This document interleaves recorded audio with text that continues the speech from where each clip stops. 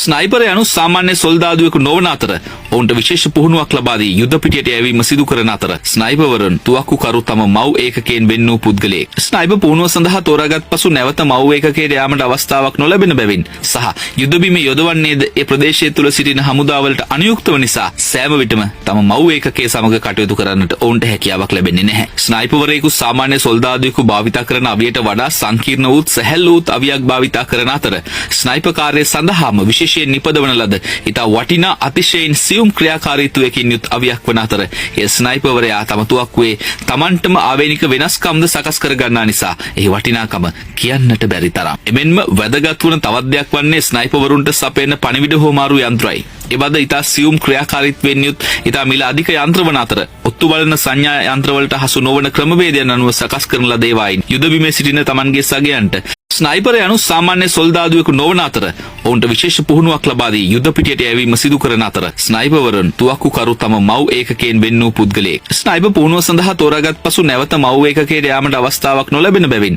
සහ යුද බිමේ යොදවන්නේද ඒ ප්‍රදේශය තුල සිටින හමුදාවලට අනුයුක්තව නිසා සෑම විටම තම මව් ඒකකයේ සමග කටයුතු කරන්නට ඔවුන්ට හැකියාවක් ලැබෙන්නේ නැහැ. ස්නයිපර්වරයෙකු සාමාන්‍ය සොල්දාදුවෙකු භාවිත කරන අවියට වඩා සංකීර්ණ වූත් සැහැල්ලු වූත් අවියක් භාවිත කරන අතර ස්නයිපර් කාර්යය සඳහාම විශේෂයෙන් නිපදවන ලද ඉතා වටිනා අතිශයින් සියුම් ක්‍රියාකාරීත්වයකින් යුත් අවියක් වන අතර ඒ ස්නයිපර්වරයා තම තුවක්කුවේ තමන්ටම ආවේනික වෙනස්කම්ද සකස් කර ගන්නා නිසා එහි වටිනාකම කියන්නට බැරි තරම්. එමෙන්ම වැදගත් වන තවත් දෙයක් වන්නේ ස්නයිපර්වරුන්ට සපයන පණිවිඩ හෝමාරු යන්ත්‍රයි. එබඳ ඉතා සියුම් ක්‍රියාකාරීත්වයෙන් යුත් ඉතා මිල අධික යන්ත්‍ර වන අතර ඔත්තු බලන සංඥා යන්ත්‍රවලට හසු නොවන ක්‍රමවේදයන් අනුව සකස් කරන ලද ඒවායින් යුද බිමේ සිටින තමන්ගේ සගයන්ට